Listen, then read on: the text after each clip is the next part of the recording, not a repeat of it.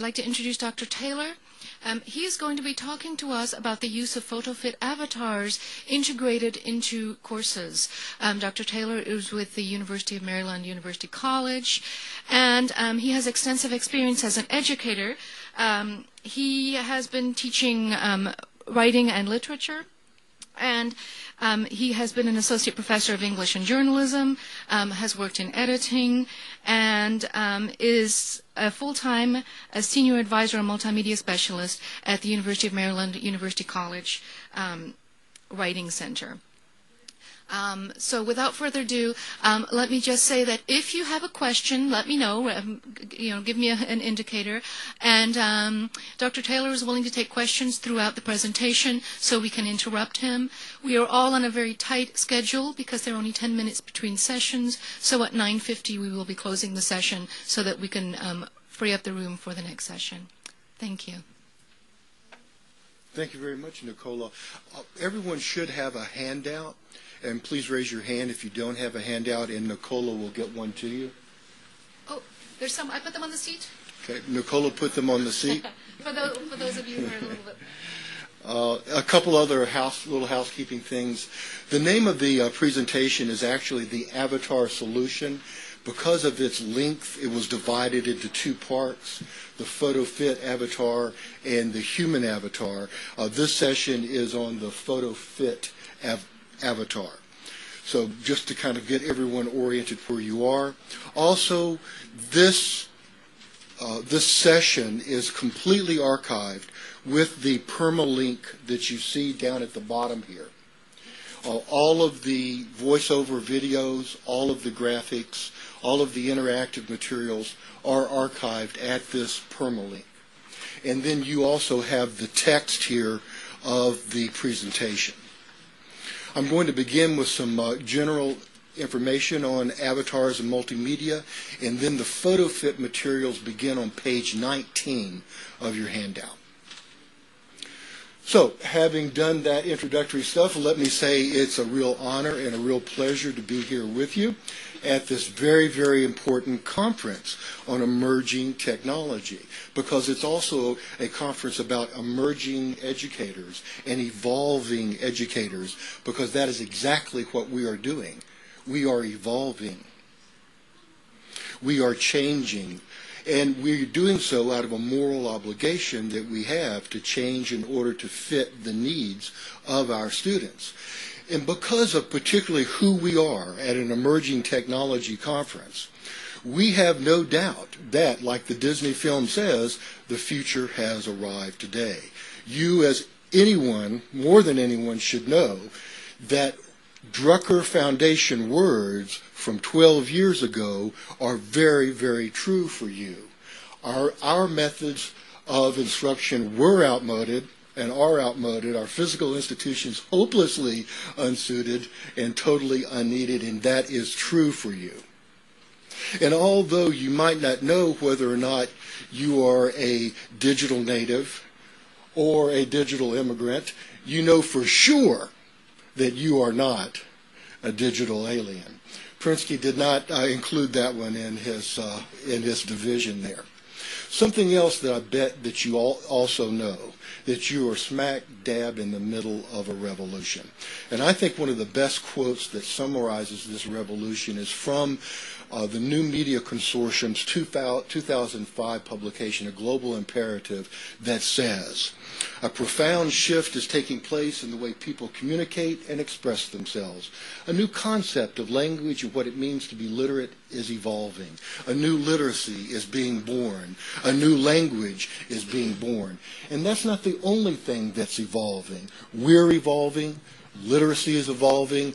Technology is evolving into, for the first time that I'm aware of, a leverage point among institutions for the recruitment of students and the recruitment of partners, technology partners, for funding of those institutions. Did you pick up a copy of Chronicle of Higher Education downstairs?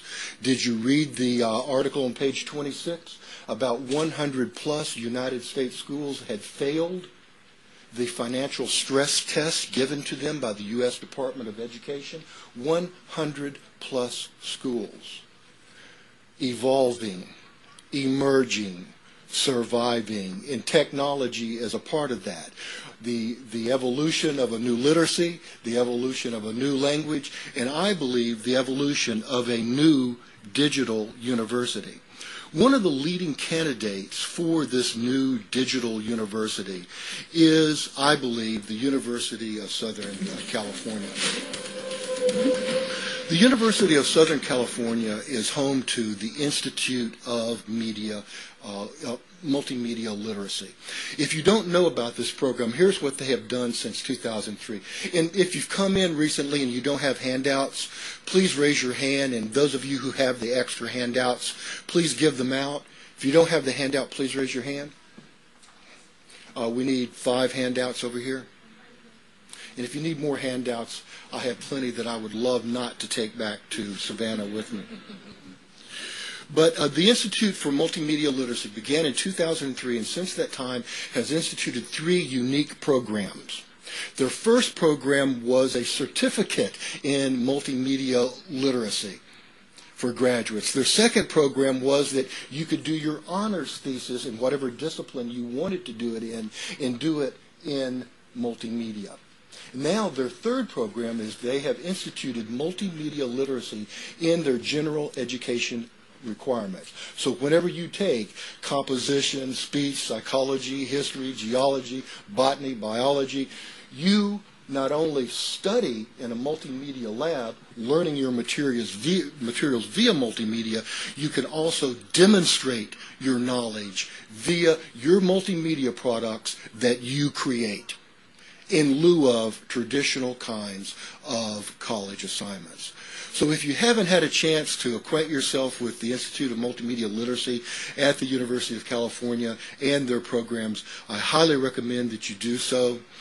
They are, I think, indeed leveraging technology for recruiting students and recruiting technology partners for survival. So that is some background on where we are digitally. Please come on in and have a seat if you want. If you just want to stand there and find, everybody has these handouts. This presentation is entirely online at the permalink in the handout, so you're welcome to get up and leave anytime if you want a session hop. I'm just here today to get credit for it. The presentation is done. It's online. Everything is there for you. Now, those students you saw at the University of Southern California, for them, avatars are as familiar as cell phones. And indeed, cell phones and avatars have been around since the same year. The first cell phone was licensed in, 1983? And that was also the year that Mario Brothers appeared, Super Mario Brothers. So these students know avatars. And so avatars also come to us as part of the whole multimedia movement that we, as members of Sloan-C, certainly know about. The Multimedia Effect has been established over the course of empirical research for the past 20 years. We know students learn best from multimodal lessons and multimedia lessons. And it's hard to say those words without also giving credit to the pioneers in that field, Richard Mayer and his colleagues like Ruth Clark, who have, and we owe them a great debt, established a scientifically based approach to multimedia instruction online, and we owe that to them. Avatars are also a part of what is called today the gold rush. The gold rush is that rich vein of adult students who are studying online at the plethora of proprietary schools. You know their names, but it's almost like Voldemort. You're not supposed to say their name. University of Phoenix, and etc. And the online enrollments of these proprietary schools, as you can see here, and this is from EduCause, who a member of whom gave a keynote address recently, are certainly rising. These avatars are also a part of the rise, the emergence of the blended hybrid model as the predominant model in traditional education. And as a result, this very organization itself has documented last year a 12% increase in online enrollments, which was preceded by a 9.7% increase from the year before, compared to a 1% increase in on-ground enrollments.